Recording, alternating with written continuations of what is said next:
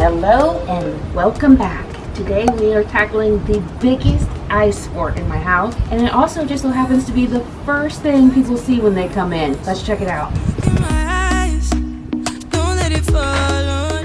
Welcome to our entryway. Isn't this such a welcoming experience? It's probably the biggest eyesore we have right now in this home, and today we're going to tackle it. The goals are to declutter as much as possible. This is where we typically bring things that either we need to donate, we don't know what to do with. People come and drop their shoes. I have Home Depot stuff for projects.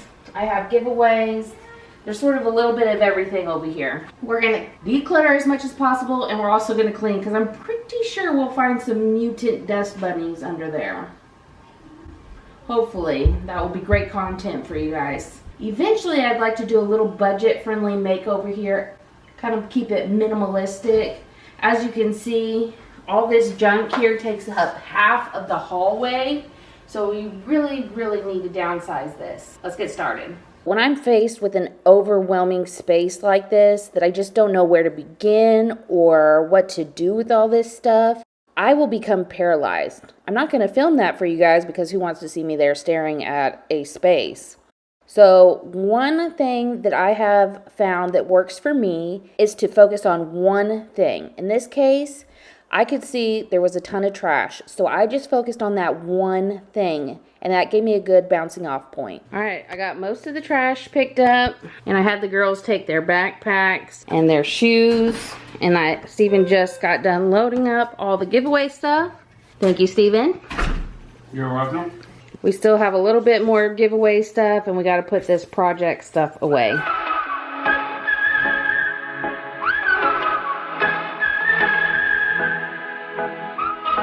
We have a laundry room makeover coming soon. Fired up. Let's see what kind of goodies we get out from under here. The bullets. Yeah, you shot me through. Nothing too exciting to see here. I'm looking for this. Yay! The heart, casting dice and just came across this old pillow that I made for Eric when he was born. It's like a nursing pillow. It's kind of well loved, and it has a few stains on it, so I don't really want to give it away. It has so many memories attached.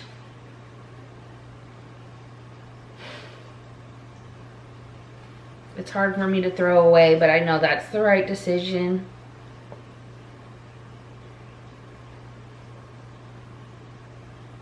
I didn't expect to get emotional, but I guess with my recent hysterectomy, I'm sort of grieving the end of the infant stage, knowing that I probably won't have any more baby. Well, I know I won't be having any more babies, but it makes it even that much harder to say goodbye to things. But one thing that helps me through it is I forgot that pillow even existed. You know, that wasn't something I would go and grab to comfort myself. It's just kind of something that came along and just the wave of emotions. So I know once it's out of sight, it'll be out of mind, and yada, yada, yada. But still, man, the decluttering process is hard. I do plan on doing a sentimental item video, but because of reasons like this, I've sort of been avoiding it because I know it's going to be emotional. But along this decluttering process, I have learned a lot about the purpose of stuff and the purpose of things, and I'm really excited to share what I've learned, and hopefully it'll help you when it comes to sentimental items. But I sort of avoid it because of all the emotions that tend to be tied to sentimental things. Right from the start, I don't want to go, I don't want to know, I don't want it anymore. I don't want to go, don't want to know, but I keep coming back for more. Crashing down and into the rain, all things are burning up in flames. What's this? Going under, bang bang like thunder, bang bang like thunder.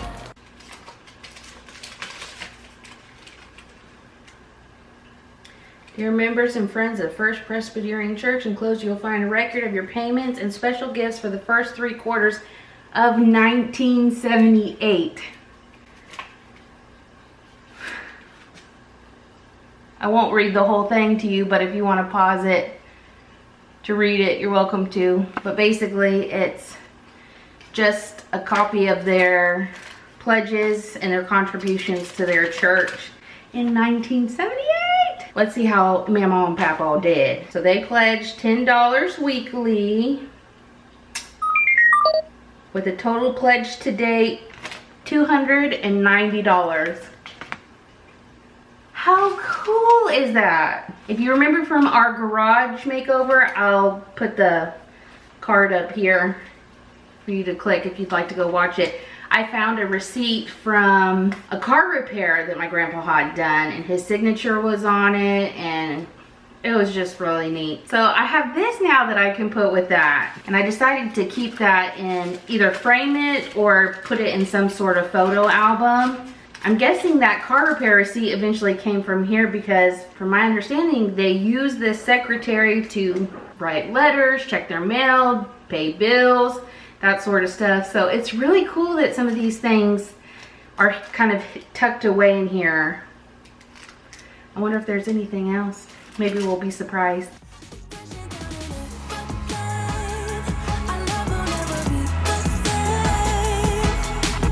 We're going under, bang bang like thunder, bang bang like thunder. Yeah, the air's getting thinner, higher than high we go. A game with no winners. We keep pushing more and more. I don't wanna go, I don't wanna know, I don't want it anymore. I don't wanna go, don't wanna know, but I keep coming back for more. Crashing down in the rain, all things are burning up in flames. We're going under, bang bang like thunder, bang bang like thunder.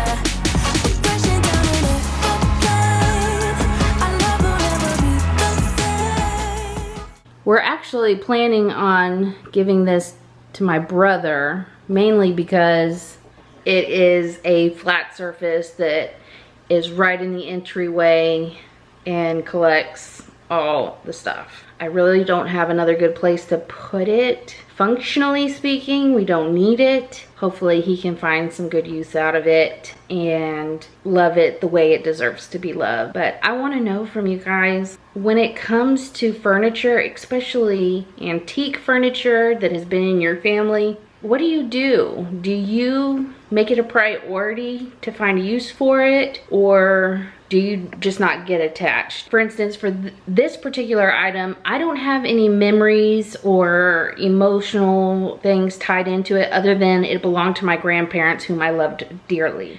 But as far as the item itself, I don't look at it and see my grandparents. It's really cool finding little artifacts in there. That means more to me than the actual desk itself.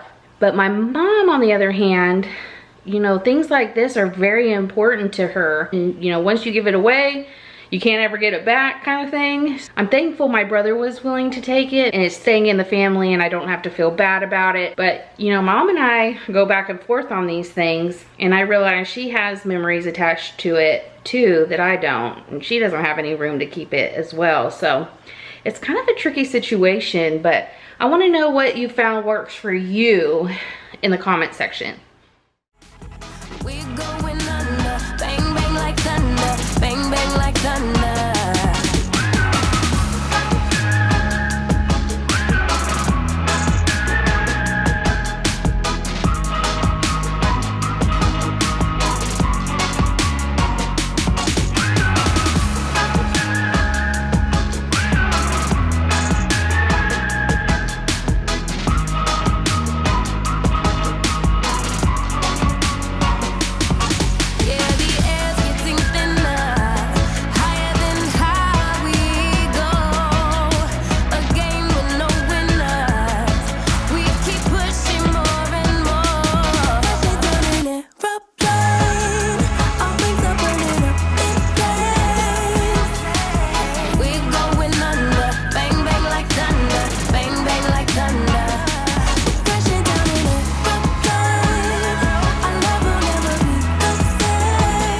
This is one of the things I'm doing away with in order to be a little more minimalistic. Originally I had them there as decoration, but now all I see is clutter, so I'll probably sell those on the marketplace. We're going under. Bang, bang like thunder. Bang, bang like thunder.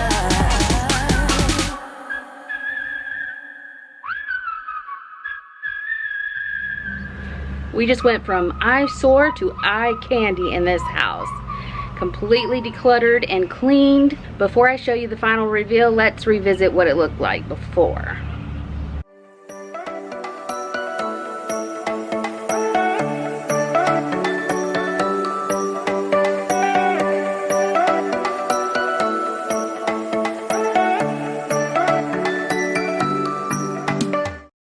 Let's see the after.